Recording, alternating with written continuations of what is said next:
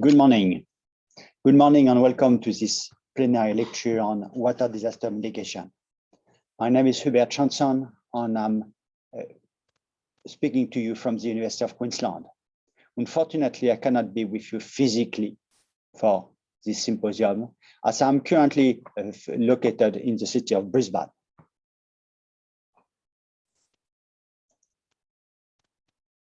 In Eastern Australia, among koalas and wallabies. And I'm not talking just figuratively. This morning, during my morning run in the forest park just across my street, I met with a short wallaby. Our planet, our society, our world is facing hydrological extremes with spatial and temporal variability and uncertainty.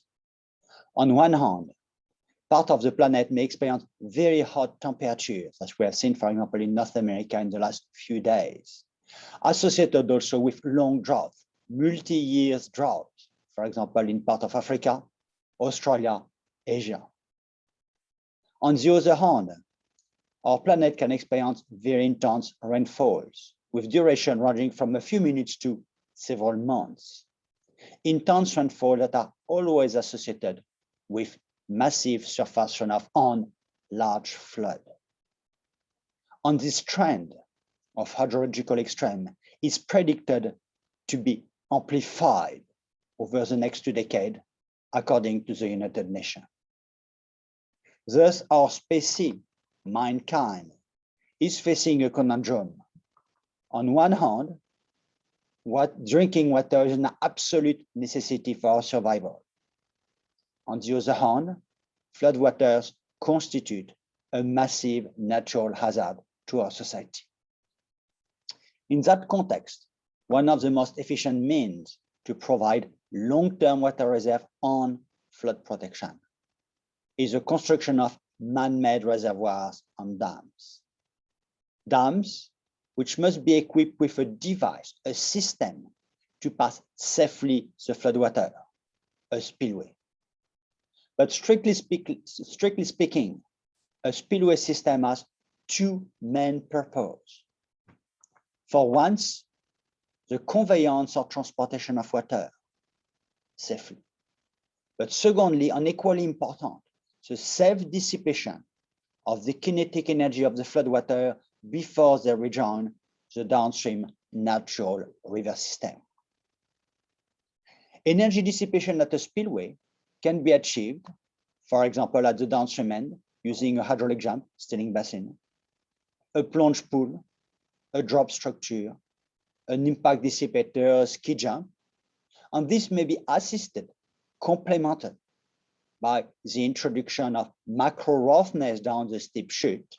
And in modern days, the most efficient approach in macro roughness is the construction of a staircase invert, what we call technically today step spillway. Example of traditional energy dissipator are shown here. On the top right, a hydraulic jump, steering basin at the downstream end of the spillway. On the bottom right, a plunge pool at the bottom end of a steep chute. And on the far left, a ski jump where the water will take off and then impact further downstream in a deep pool. In contrast, on a step spillway, the energy dissipation will take place largely, not only, but largely down the step chute, which may be complemented, for example, as you see on the far right, by a steering basin with baffle blocks or with a small ski jump, as you see on the left. With here, one of the examples of a step spillway in operation, where the step contributes to some energy dissipation down the chute, while further dissipation takes place at the downstream end in the hydraulic jump steering basin. Step spillways have been built worldwide on all continents, except possibly Antarctica, unless we take into account the ice cascade at the edge of the shelf during the melting season. There are various ranges of design, as you can see through this various photograph. And in the next 20 minutes to 30 minutes, I will share with you my experience in relation to step spillways, and more specifically, step spillways hydraulics. I've been looking at step spillway hydraulics for more than 30 years, starting initially 30 years ago by developing lecture notes for my students on the hydraulic design of weirs on small dams, on seeing how we can embed the step spillway in the design. And this became a fairly major research focus with physical modeling on steady and unsteady flow, complemented by multi-phase flow analysis. Physical modeling through a number of models that we designed, built, and operated at the University of Queensland across a fairly wide range of longitudinal slope, from about 3 degrees to 51 degrees. And the key focus of our work has been to perform work in large size facility, typically operating at large Reynolds number. Coming back to the step spillway design, one of the key features, there's a broad diversity in design. Broad diversity, which is linked, first of all, with a fairly ancient design that have been in operation for more than 3,000 years, a wide range of application from re-oxygenation cascade to sabot mountain protection system to concrete gravity dam. Broad range of construction material from timber crib to conventional concrete, from gabion and Rhino mattresses to shotcrete on RCC, but also a wide range of design discharge capacity with unit design discharge from less than 0.1 square meter per second to more than 100 square meter per second, more than 3 orders of magnitude. And irrespective of the geographical location, irrespective of the application, construction material, or design condition, a step spillway is always characterized by very complicated hydrodynamics at both design and non-design flow conditions, which in turn mean that we need to have a high level of hydraulic engineering expertise, something that I will emphasize again and again on the slides to come. But of course, one could ask, why is step spillway hydraulics complicated?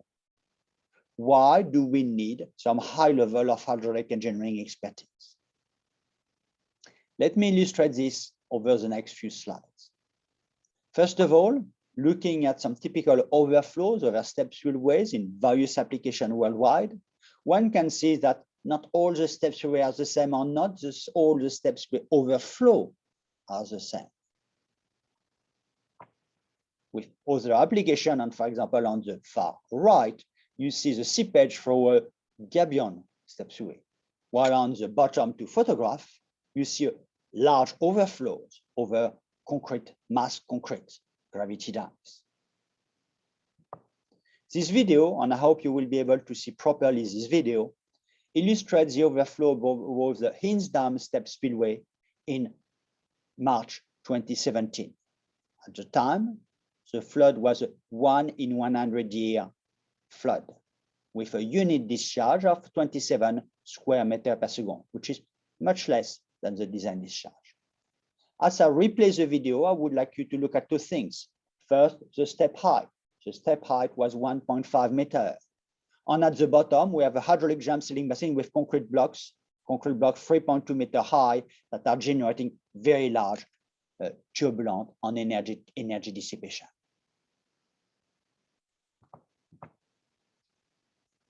Some of the challenges associated with step spillway hydraulics are characterized by very strong turbulence and intense entraînement in all prototype operations. Very strong turbulence that are directly linked to the staircase invert with step separation at each step edge, associated with mass and momentum transfer between the cavity flow and the free stream, as well as the shedding of large-scale vortices within the mainstream. And in turn, one of the key features of any prototype step spillway operation is a very high turbulence level in the mainstream. The bottom graph illustrates some experimental observation in a large size facility in laboratory with various metrology looking at interfacial turbulence, water phase turbulence, as well as sidewall turbulence. But we typically, irrespective of the metrology and the technology, we typically find turbulence into the mainstream anywhere between 20% to 100%. That is turbulence level in the mainstream that are 1 to 2 orders of magnitude greater than turbulence level in a smooth chute for a comparable discharge. But in turn, this very strong turbulence is conducive to intense free surface aeration, what we call technically these white waters. Because the turbulent kinetic energy acting next to the free surface is much greater than the capillary resistance. And in turn, we have some very explosive process, as you see on the bottom photograph that were taken, high shutter speed photograph taken next to the inception point. Explosive process with ejection of air and water and engulfment of air within the flow. And in turn, we commonly observe depth at very large air content, anywhere between 30 to 60% with experimental data in laboratory on the right. Let me come back to this key finding, depth at very large air content between 30 to 60%. If you think of the nap here of the flow, it means that within that nap, we are almost at 50-50 between air and water, and that does not account for all the air above the free surface. Second key challenge, we might be dealing with very distinct, different flow regime with markedly different hydrodynamics, depending upon the flow rate for a given step geometry. If we consider the simplest type of steps, smooth horizontal steps with impervious material, for example, concrete, in a rectangular prismatic chute, we may have a jet flow at small discharge, a transition flow with large hydrodynamic instability for a range of intermediate flow rate, and for larger flow rate, skimming flow, which is the most common in modern concrete gravity dam, and to some extent will be the focus of the rest of this talk. While the bottom photograph here illustrates some laboratory observation of this flow regime. Here on this slide, you can see similar flow regime in prototype. But this classification of 3 flow regime is only valid in a simple step geometry. If we are dealing, for example, with gabion step spillway, we will have 4 different flow regime. And if we are dealing with pooled step, whereby there will be a small wall at the end of the steps, we may have even a larger numbers of flow regime with including unstationary, very unsteady flow regime. Third challenge with step 3 hydraulics, hydraulic modeling. When we talk about hydraulic modeling, many of us are going to think of physical modeling, like we see on the far right. Yes, physical modeling is one common approach, but it is now well acknowledged in all the literature that physical modeling must be conducted in large size facility, operating at Reynolds number greater than 10 to the 5 to 5 10 to the 5 to minimize scale effects.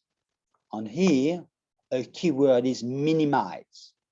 We cannot prevent scale effect on steps where this is well acknowledged. Instead, we try to use large size facility to minimize the scale effect and to have a very turbulent flow in the laboratory, as you see on the far right.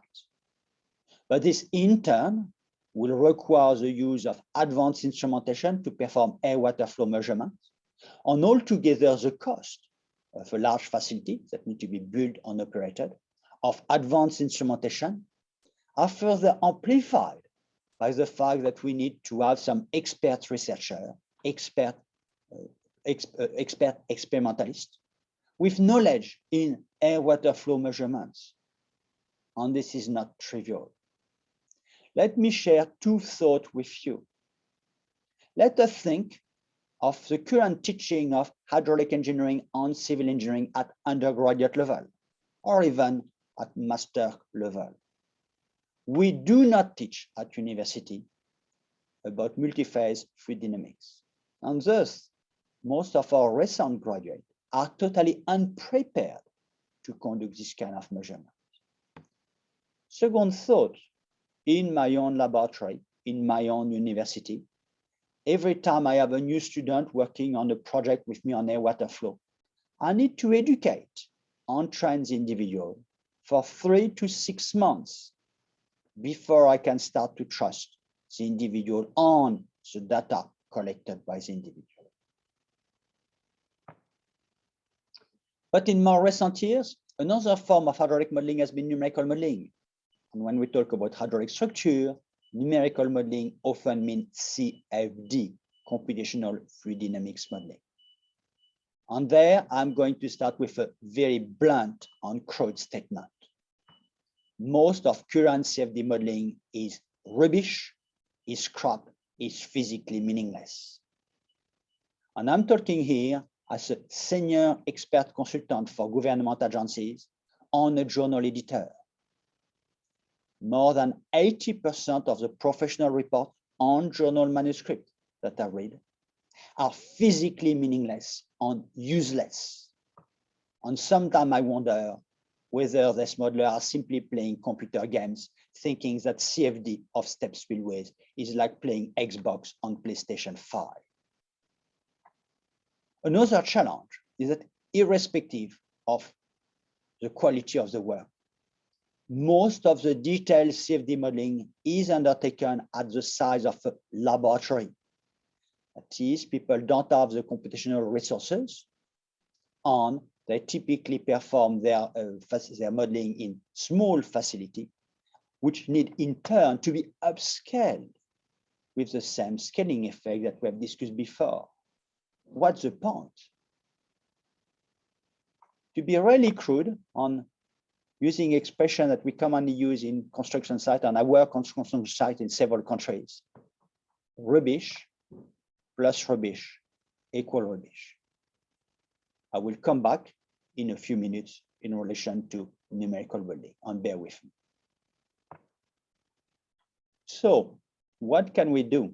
How to move forward? Which way to go? I will share with you 3 hints. I will share with you 3 possible ways to address these challenges. In the very near term, right now, we can perform advanced physical modeling in large size facility with multi-phase flow instrumentation and redundant complementary metrology. And probably there are 2 to 3 laboratories worldwide with that capability. In that approach of advanced physical modeling, the keywords are not really just large size facility, but more importantly, complementary metrology to systematically double check and triple check all our measurements, because it's not trivial. For example, using phase detection probe, like you see on the bottom right, with optical flow technique using ultra-high-speed video camera, potentially complemented with total pressure probe, and so on and so on.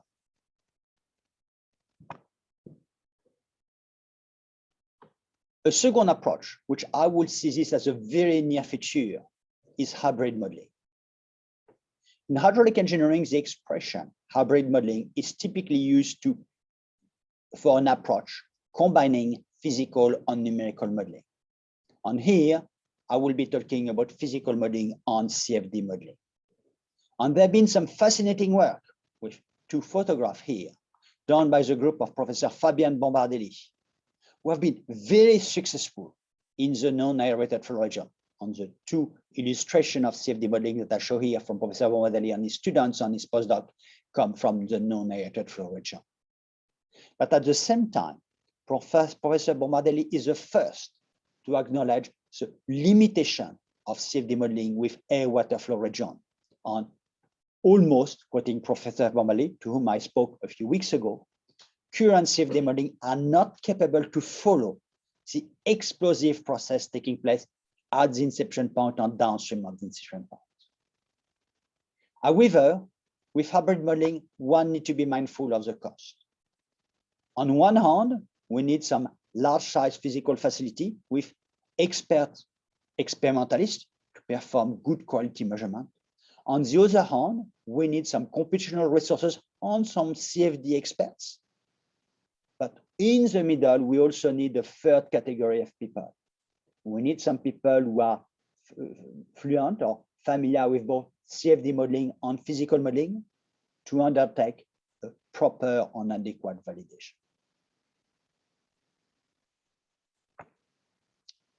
And then another form of near future. I call it hybrid modeling Mark II, and I hope the photograph gives you a hint. This is something that is ongoing, where we combine physical measurement in laboratory under controlled flow condition and field measurement with a similarity based upon a Froude and Merton similarity. So for example, you see this prototype operation with a dimensionless discharge, DC over H equal 1.58, basically 1.6. And then for the same dimensionless discharge, the same Froude number, if you want, the laboratory operation, a 1 in 16 scale model. Although this physical model is operating at a Reynolds number of 10 to the 6, that's already quite a lot. And then in laboratory, we can perform some detailed observation with a range of instrumentation. And some example of output are surface turbulence maps that we can derive from various flow conditions. So altogether with hybrid modeling Mark II, we have conceptually this framework shown in front of you, where on your left, you see a prototype operation, and for the yellow arrow on the bottom part, you see the surface velocity contour map. This is field observation. This is brand new. On the right, you have laboratory observation in a large size facility with a complementary usage of ultra-high-speed video camera, phase detection probe, and so on. And you may have the surface velocity map with the photograph corresponding to the map. But of course, one will then ask, how does the two compare? And that's where the middle graph comes in. The middle graph showing dimensionless form, the surface velocity, horizontal axis, my apologies, with ideal fluid flow theory in red, laboratory data in cross. In fact, this laboratory data are Prandtl Peter tube in the non-narrowable region. On the blue and green line are prototype data from optical measurements. And as you can see altogether, the results are fascinating. It's not that bad when you think of it. However, irrespective of the approach, large-scale physical facility, hybrid modeling Mark I, hybrid modeling Mark II, we need to think of the total cost. The total cost is not only the yuan, the euro, the dollar that we need to invest. It's also the human resources, the people, the expert individual men and women who are involved in the project. And it's also time. It takes time to develop these facilities. For example, Professor Bombardelli has been working nearly 15 years in hybrid modeling, Mark I. At the University of Queensland, we have worked more than 25 years on the development of large-scale physical facilities on the relevant metrology. And in terms of hybrid modeling Mark II, this is nearly 15 years that we've been working on this. One should not understate the required investment that include investment time. So here we need to ask ourselves, why does it matter? Why do I spend so much time to talk about step spillway hydraulics and the complication associated with, for example, the measurements, when we are interested in energy dissipation? It matters because an accurate estimate of the rate of energy dissipation over the entire spillway starts first by an accurate estimate of the rate of energy dissipation on the step spillway, which in turn need to be linked with an accurate estimate of the flow property down the step spillway. On any uncertainty, error, bias on the step spillway flow property can in turn lead to fairly substantial error, uncertainty in the rate of energy dissipation with some impact on dam safety. And it's not trivial. It's not trivial because we need to remember that the rate of energy dissipation above a spillway system is huge. This here shows the spillway outflow, the discharge over the step spillway of Paradise Dam between 2010 and 2013, during which there were 4 events, and I witnessed 2 of these events with photographs that I share with you. And over that 3 years period, the peak outflow was roughly about 18,000 cubic meters per second, and it was less than 20% of the design discharge. And yet, the rate of energy dissipation was 7.5 gigawatt, 7.5 million of kilowatt. That is more than the electrical output of 8 nuclear reactors. 8 nuclear reactors. And of course, if we underestimate the rate of energy dissipation over a spillway, and this is a step spillway in Germany, we will damage a spillway. And in some time where scenario, we may damage the dams. With here on the top, step spillway in UK, where the dam was almost destroyed because of scour on the toe during the spillway overflow. And on the bottom, another dam in Germany, which an inadequate spillway capacity, which led to the complete dam failure. One needs to be very mindful of the uncertainties, in particular in terms of water depth. So I'm going to use very simple, crude explanation. It is generally well understood that if one ignores air entrainment, for example, by undertaking measurement in a small size facility or not having the capability to perform multi-phase flow measurement, we typically overestimate the water depth by 100% or more. Such an overestimation will in turn into an underestimation of the rate of energy dissipation by more than 300%. And even if we're able to do proper measurement of air water flow on the steps in a physical modeling, or we have the right relevant computational resources for doing CFD modeling, an error of, let's say, 30% on the water depth is equivalent to an error or bias of nearly 100% on the rate of energy dissipation. And if this was not enough, let us think in a broader perspective. Let us look in a holistic context. In the last few decades, many spillway systems have seen their capacity massively reevaluated worldwide, including in China and in Australia, including new projects. For example, the Yate Dam, which was designed in the 60s to pass 4,500 cubic meters per second, has been redesigned 20 years ago for 12,000 cubic meters per second. Close to the city of Brisbane, the Wivenhoe Dam was designed and built in the 80s to pass 12,000 cubic meters per second. 20 years later, the spillway capacity was increased to 27,000 cubic meters per second, doubling the spillway capacity.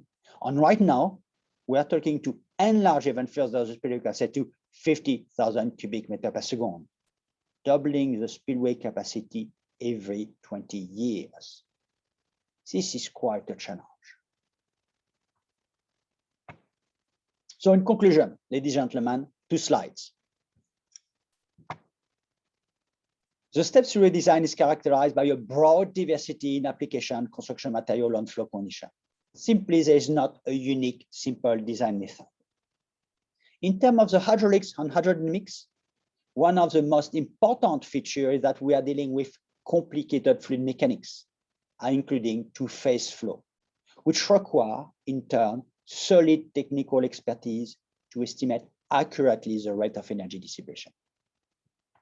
Within the last 2 decades, we have been successful, in my opinion, to develop basic methodology for physical measurement in large size facility, although it requires some fairly advanced or expert human resources.